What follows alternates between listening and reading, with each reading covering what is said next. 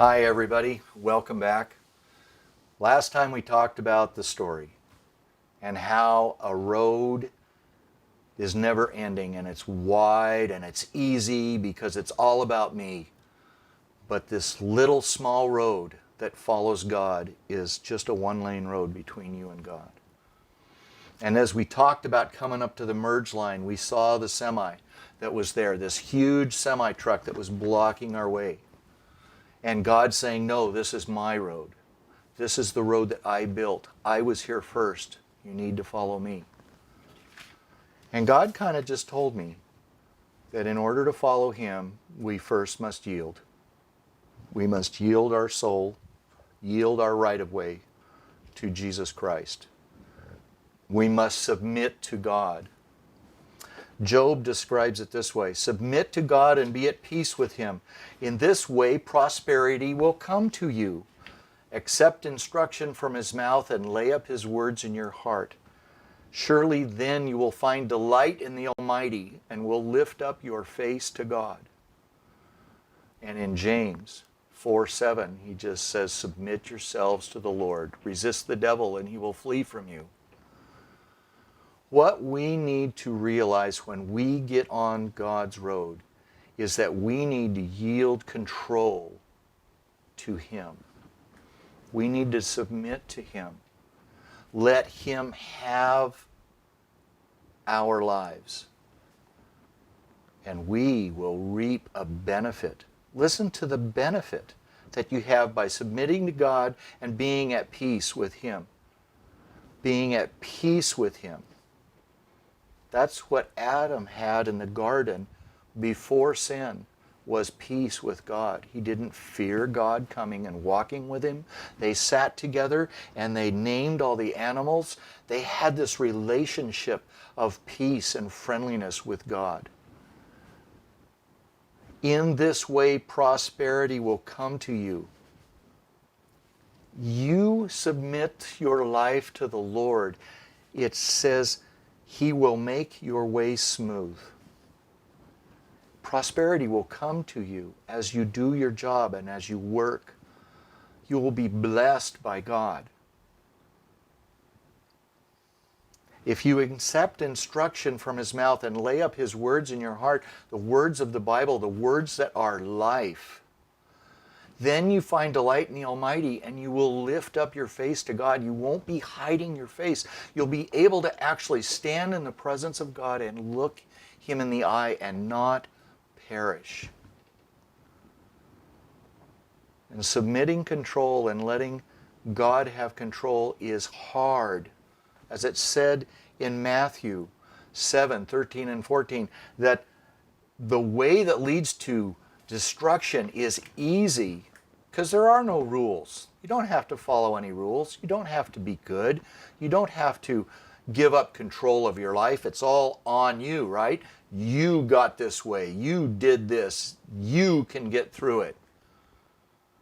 But the narrow road, the way that you follow God, is hard because you give up the control of your life to a higher power, to the higher power, which is someone who came down from heaven, endured much suffering for you and me, but for you.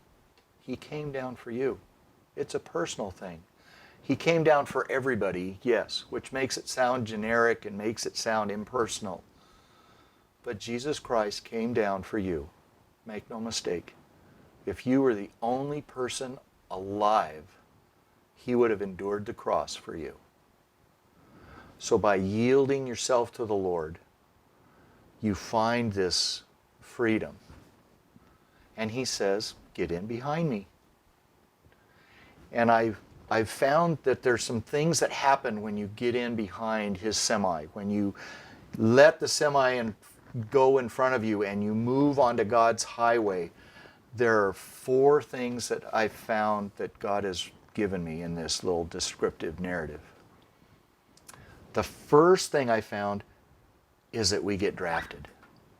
No, He doesn't put you in the army. But what I found when He drafts us, is something that I had happen to me as a kid.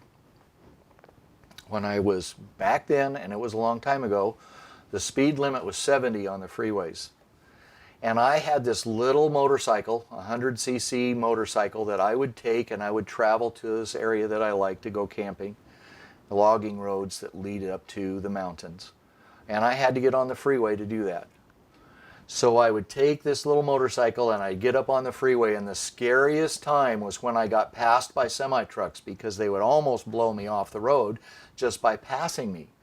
But I noticed that when they got in front of me, I would actually increase my speed by about 5 to 7 miles an hour, because they would just suck me along in their wake.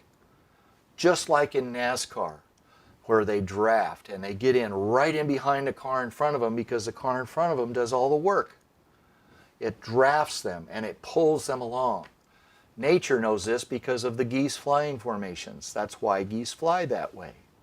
They let the lead goose do all the work, and everyone else in behind it in that V has a little bit less work to do. And so when we get in behind God, we get drafted. He pulls us along. And how he describes pulling this along, Jesus described it as the shepherd looking for his sheep. He goes, suppose one of you has 100 sheep and loses one. Does he not leave the 99 in the field and go after the lost sheep until he finds it? And when he finds it, he joyfully puts it on his shoulders and goes home.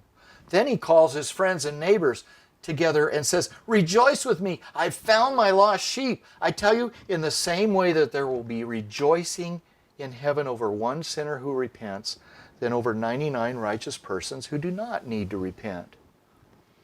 When Jesus came down for us, when he goes after me, the one lost sheep, the 100th sheep, he doesn't find me back there tied up in the brush, tied up in the branches, scared. He doesn't grab me by the collar and shake me and yell at me.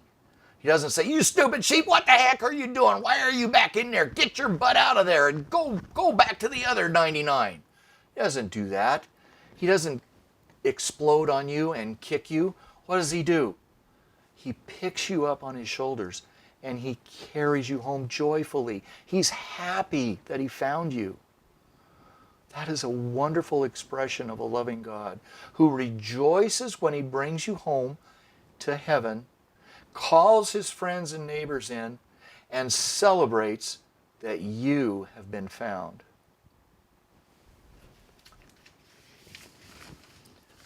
The other description that I really, really like is from Isaiah 46:4. Even to your old age and gray hairs I am he. I am he who will sustain you. I have made you, and I will carry you. I will sustain you, and I will rescue you. When we get drafted by God, when we get picked up by his semi, he said he will sustain us. To sustain means to support, or to give support and relief to supply with sustenance and nourish, to keep up, to hold it up and prolong, to bear up under, to support as true, legal, or just. That's what Jesus does for us. He sustains us. He carries us. And yes, he made us. And he will rescue us from the bondage of sin and bring us home to him.